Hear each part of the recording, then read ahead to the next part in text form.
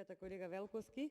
Ако сте дотолку убедени во квалитетот на законот, јас се прашувам зошто тогаш одбивате поширока дебата, на која би постигнале национален, општествен и политички консензус.